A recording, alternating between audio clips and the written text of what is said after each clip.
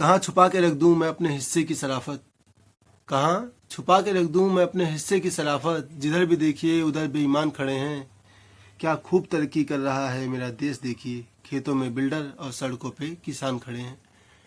जय जवान जय किसान, ये नारा दिल्ली में दिया गया था और इसको दिया था हमारे प्रधानमंत्री लाल बहादुर शास्त्री जी ने।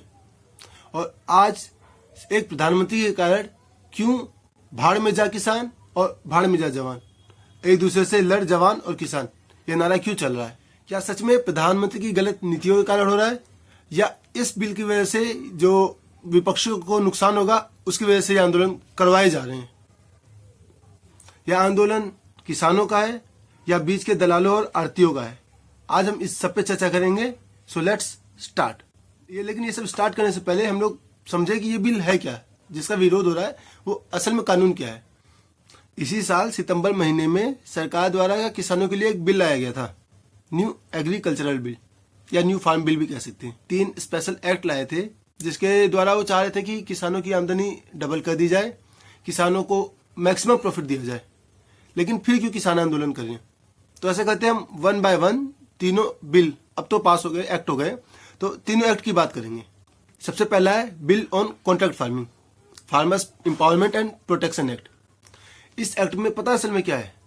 इस एक्ट में है कि मान लो कोई किसान खेती कर रहा है तो उससे पहले कोई व्यापारी खेती का जो फसल होता है उसके उगने से पहले ही, खेती शुरुआत करने से पहले ही एक एग्रीमेंट साइन कर लेगा कि आप अगर इस किस्म की फसल उगाते हो तो फसल उगने के बाद हम आपको मिनिमम ये प्राइस देंगे ही देंगे हर हालत में। और मान लो इसी बीच में किसान की फसल खराब हो गई, आग लग गई या बाढ़ आ गई, ओले पड़ गए, बारिश पड़ गई, तो उसमें पता क्या होगा? किसानों को तब भी पूरी रकम मिलेगी ही मिलेगी। और किसानों की उपज इससे बहुत ज्यादा बढ़ेगी। पूछो कैसे? ऐसे कि भाई फार्म जो ट्रेडर है, जो व्यापारी है, वो किसान को इतने पैसे देना है उसको, तो खुद किसान का ध्यान रखेगा कहीं ऐसा ना हो कि किसान को नुकसान हो जाए। इसलिए वो उन्नत किस्म के बीज, उर्वरक, मतलब जितनी भी सारी चीजें वो खुद प्रोवाइड कराने की कोशिश करेगा सस्ते रेट पे। लेकिन इसमें एक समस्या पता है क्या है? इसमें कुछ लोग कह रहे हैं कि मान लो बाद में फसल के बहुत ज्यादा फसल हो गई और उसके बाद उसके रेट बहुत अच्छे आ गए, उन्होंने फिक्स किया है 1800 रुपए, लेकिन मार्केट में चल रहा है 2500, 2700, 3000, तब क्या होगा भाई? किसान को तो 1800 मिलेंगे। तो इसमें यह है कि इसमें एक प्रावधान किया गया है कि जिस मान लो मिनिमम रेट से ज्यादा पे बाद में रेट बढ़ जाता है तो उसके बाद जो ट्रेडर है उसको बढ़े हुए रेट का भी कुछ परसेंट किसान को देना पड़ेगा, और जितना देगा उसको उसमें एग्रीमेंट में लिखना पड़ेगा, तो उसमें भी इसको प्रॉफिट मिलेगा। अब दूसरा है द एसेंशियल कमोडिटी एक्ट। तो एक एक्ट लाया गया था स्टार्टिंग में, तो उसमें 1955 में लाया गया था शायद, तो उसमें एक एक्ट था द एसेंशियल कमोडिटी एक्ट, उसी को रिन्यू किया गया है, उसी को अमेंड किया गया है। तो इसमें पता है क्या क्या कहा गया? इसमें कहा गया है कि पहले सिर्फ 2 से 4 चीजें, मतलब पहले जो चीजें एसेंशियल कमोडिटी एक्ट में आती थी उनको उस लिस्ट से बाहर निकाल दिया गया। अब सोचो इसका मतलब पूछोगे इसका क्या फायदा है? तो इसका ये फायदा है कि एसेंशियल कमोडिटी एक्ट में जितनी भी चीजें आती हैं उसको कोई ट्रेडर इकट्ठा नहीं कर सकता, स्टॉक नहीं बना सकता, काला बाजारी नहीं कर सकता। जैसे अभी कोरोना वायरस शुरू हुआ था तो फेस मास्क, सैनिटाइजर, इन सबको एसेंशियल कमोडिटी एक्ट में डाल दिया गया था, क्योंकि मान लो काला बाजारी करेंगे, बाहर चीजें कम पड़ गई तो महंगाई बढ़ जाएगी, ये चीजों की मतलब मिलना लोगों को कम हो जाएगा। इसलिए इसको एसेंशियल कमोडिटी एक्ट में डाल देते हैं कि कोई कालाबाजारी ना करे, लाता रहे बेचता रहे। तो अब ये है कि मान लो जो ट्रेडर वगैरह हैं वो पहले किसान से ज्यादा सामान खरीद नहीं पाते थे क्योंकि वो एसेंशियल कमोडिटी एक्ट में आता था, जैसे गेहूं और कुछ और उत्पाद होते थे, धान वगैरह। तो एसेंशियल कमोडिटी एक्ट के अनुसार उन चीजों को खरीद नहीं सकता था ज्यादा, दलहन तिलहन वगैरह, तो उनको स्टॉक नहीं कर सकता था। तो थोड़ा इस किसान से लिया, फिर थोड़ा लिया, मतलब उसको थोड़ा थोड़ा खरीदना पड़ता था। अब जब ये चीजें एसेंशियल कमोडिटी एक्ट से बाहर हो जाएंगी तो कितनी मर्जी भी चीजें किसान से खरीद सकता है।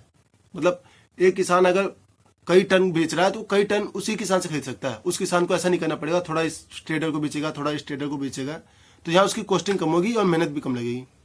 तो ये भी किसानों के लिए अच्छा ही लग रहा है। लेकिन इसमें यह समस्या है कि भाई अब जब लोग अगर व्यापारी ज्यादा खरीदेंगे तो सबसे ले लेके इकट्ठा कर लेंगे, और बाकी जो नॉर्मल इंसान है जैसे हम लोग बायर्स हैं तो हमको चीजें बहुत बड़ी दाम पे, बढ़े हुए दाम पे मिलेगी, महंगी मिलेगी। तो इसके लिए भी सरकार ने प्रावधान किया है कि अगर नॉर्मल चीजें हैं उसके रेट 100% से ज्यादा बढ़ते हैं तो उसको तुरंत ही उठा के एसेंशियल कमोडिटी एक्ट में डाल देंगे। दाल, दलहन, तिलहन वगैरह है, अगर इनके रेट 50% से ज्यादा बढ़ते हैं तो उठा के एसेंशियल कमोडिटी एक्ट में डाल देंगे।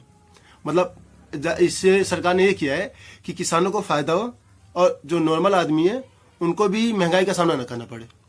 तो इतना अच्छा बिल है, इसका और कौन सा बेस है विरोध करने का, तो वो पता नहीं। वैसे नॉर्मली बता दें तो जो भी कितने किसान आंदोलन हो रहे हैं ना, पहला ये जो एसेंशियल कमोडिटी एक्ट है और न जो मैंने इससे पहले बताया था कि फार्मर्स एम्पावरमेंट है, उसके ऊपर, इनके ऊपर कोई विरोध नहीं हो रहा।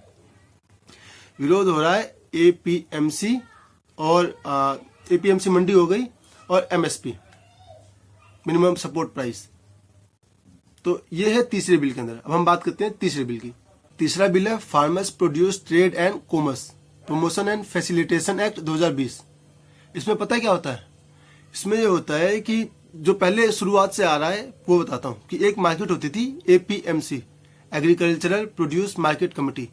तो जितने भी किसान जितनी भी फसल उगाते थे, जो भी किसान जितनी फसल उगा रहा है वो सिर्फ एक ही जगह बेच सकता था, एपीएमसी में। और वहां पे फसल बेचोगे तो वहां पे आपको 5% एक्स्ट्रा सेस भी लगता है, शायद सरचार्ज लगता है, तो 5% टैक्स लगता है वहां पे। और पहले दूसरी चीज कि वहां पे एपीएमसी की मोनोपोली क्रिएट हो जाती है। आप कहीं और बेच ही नहीं पाओगे तो आपको मजबूरी में वो 2 रुपए दे, 5 रुपए दे, वो आपको वहीं बेचना पड़ेगा। हालांकि एक एमएसपी तय होती है, लेकिन एमएसपी हमेशा नहीं कारगर होती है, बहुत ही कम जगह, सिर्फ गेहूं बाजरे पे ही ज्यादा काम आती है। और अब सरकार ने ये छूट दे दी है कि आप सिर्फ उस एपीएमसी में नहीं, आप अपने जिले से अलग, अपने स्टेट से अलग एपीएमसी में, और एपीएमसी में नहीं चाहो तो पर्टिकुलर एक आदमी को, एक बिजनेसमैन को, किसी को भी बेच सकते हो। और किसी भी आदमी के पास जो जिसके पास पैन कार्ड है वो कितनी भी मात्रा में आपका अनाज खरीद सकता है, किसी भी किसान का। तो सोचो यहाँ पे उसको छूट दी गई, तो इसमें किसी की क्या समस्या? आंदोलन ये हो रहा है कि एपीएमसी अभी तो तुमने स्टार्ट कर दिया। पहले एक एग्जांपल देता हूँ कि आपने जियो देखा था। जियो जब मार्केट में आया था तो ये लो जी सिम, आधार कार्ड लाओ, फोन लेके जाओ और फ्री चलाओ। सिम तो सिम फोन तक फ्री दे दी थी उन्होंने, फ्री चलाओ। कितने दिन? 1 महीना, 2 महीना, 3 महीना, 6 महीना, कई जनों को साल भर का फ्री दे दिया था। उसके बाद अब क्या हुआ? पहले हम लोग रिचार्ज कराते थे, 10 रुपए का महीने चलता था, 50 रुपए का महीने चलता था। मतलब ऐसा है कि आप 100 रुपए डलवाओ, जितना आपको यूज करना है, आपको नहीं करना है ना तो आप साल भर चलाओ, 10 रुपए चलेगा, कोई दिक्कत नहीं थी। लेकिन जियो आया, उसने मार्केट को कैप्चर कर लिया, 10 रुपए छोड़े तुम फ्री में चलाओ। और पहले किसी को डाटा का पता नहीं था, अब डाटा चलाना है बिल्कुल फ्री में उस 6 महीने के लिए। लेकिन जैसे ही मार्केट उनके कैप्चर में आई, छोटी छोटी कंपनियां चली गई, उनका कंपटीशन तो उनके बस की थी नहीं, तो चली गई। तो उन्होंने क्या किया, इकट्ठे 399 एक महीने का, और अब तक आपको लत लग गई है और अब आपके पास कोई ऑप्शन नहीं, तो आपको वो मजबूरी में लेना पड़ेगा। तो किसान यही कहना चाह रहे हैं कि अभी आप एपीएमसी वाला जो कानून लाए हो कि किसान कहीं और भी बेच सकता है और एपीएमसी में 5% टैक्स लगेगा, तो किसान भाई 5% टैक्स देने के बजाय बाहर बेच देगा, और बाहर बेच देगा तो भाई एपीएमसी के पास रेवेन्यू आना बंद हो जाएगा। किसान बेचेंगे ही नहीं तो रेवेन्यू आएगा नहीं, और रेवेन्यू नहीं आएगा तो मार्केट क्यों रखेंगे भाई बना के, इतना सारा खर्चा क्यों खर्च करेंगे उसके ऊपर। तो एपीएमसी हो जाएगी बंद। अब क्या होगा? अब बचेंगे सिर्फ व्यापारी, अडानी, अंबानी, मतलब जितने भी बड़े बड़े ट्रेडर्स हैं वो बचेंगे, व्यापारी। और वो फिर एक यूनिटी बना लेंगे कि भाई ऐसा है कि इसको 500 रुपए से ज्यादा नहीं देना है। अब किसान ने फसल उगा ली, अब 500 वो दे रहा, 500 दे रहा, 500 दे रहा है, या तो उसके पास एक ऑप्शन है कि आग लगा दे, पानी में डाल दे, या तो 500 में बेचे। तो जो अभी 1780 रुपए, 1800 रुपए एमएसपी मिल रहा है, वो मिलना बंद हो जाएगा। भाई 500 रुपए मजबूरी में देना पड़ेगा। जब एपीएमसी खत्म हो गई तो तुम एमएसपी भी खत्म कर दोगे। इस बिल के अंदर ऐसे कोई प्रावधान नहीं है कि एपीएमसी परमानेंट बनी रहेगी। भाई एपीएमसी खत्म हो जाएगी तो समस्या नहीं। और एमएसपी, दूसरी चीज है एमएसपी। सरकार को एमएसपी फिक्स करनी चाहिए कि मान लो ये बिल ला भी रहे हो, ट्रेडिंग वगैरह का भी चल रहा है, लेकिन एक एमएसपी फिक्स रखना है परमानेंट। कानून में एक और संशोधन लाओ कि एक एमएसपी है, इस एमएसपी से कम पे कोई भी व्यापारी ट्रेड नहीं कर सकता किसी भी किसान के साथ। अब देखो इस बिल की कुछ खासियत आपको बताता हूँ। इस बिल की खासियत है कि पहली बात तो जो एग्रीमेंट होगा ना किसान और व्यापारी के बीच में, उस एग्रीमेंट को किसान कभी भी छोड़ सकता है, लेकिन व्यापारी नहीं छोड़ सकता। तो ये होगी किसान की हित बात। और दूसरा, अगर कभी भी किसान के बीच में और बिजनेसमैन के बीच में कोई कॉन्फ्लिक्ट होता है तो तुरंत ही उसको एसडीएम के पास जाना पड़ेगा और एसडीएम एक टीम, एक एजेंसी बनाएगा इसकी जांच करने के लिए, और एजेंसी में फार्मर और बिजनेसमैन दोनों द्वारा ही चुने गए सदस्य होंगे। वो दोनों चुनेंगे कि किसको इस कमेटी का सदस्य बनाना है और वो जाके सोल्यूशन देंगे। और मान लो वो सोल्यूशन नहीं दे पाए या उनका सोल्यूशन फार्मर्स को या बिजनेसमैन को पसंद नहीं आया, तो क्या होगा? तो दोबारा जाएंगे एसडीएम के पास और एसडीएम 30 दिन के अंदर इस मामले का निपटारा करेगा। तो यहाँ पे आंदोलन में एक नई चीज है कि भाई मान लो एसडीएम भाई सरकारी आदमी है, वो तो सरकार के हिसाब से काम करेगा ना। वहां पे जो भी बड़े बिजनेसमैन है वो एसडीएम को मान लो खरीदना आसान नहीं है। एसडीएम बहुत ही वेल एजुकेटेड आदमी होते हैं, वो बिल्कुल फेयर काम करते हैं।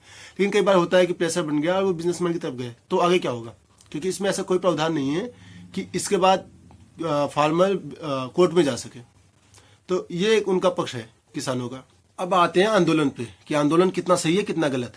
तो मैं कह रहा हूँ आंदोलन में किसानों का भाई पूरा दिल से सम्मान है, क्योंकि किसान अन्नदाता है।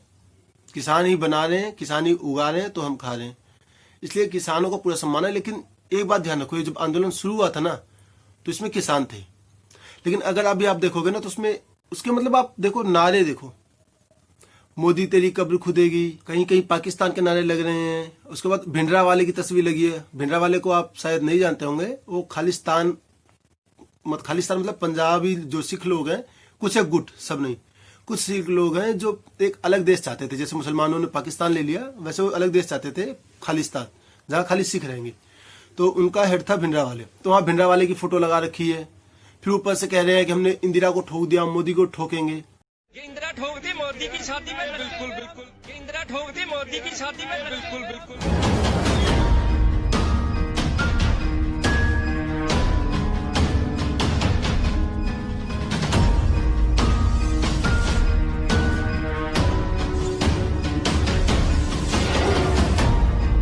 देखते अगर कुछ हल होता, हमारा भी मीटिंग है, ये उसमें कोई हल होगा तो ठीक मीटिंग है। ये अभी 24 तारीख रखी हुई है ना, 3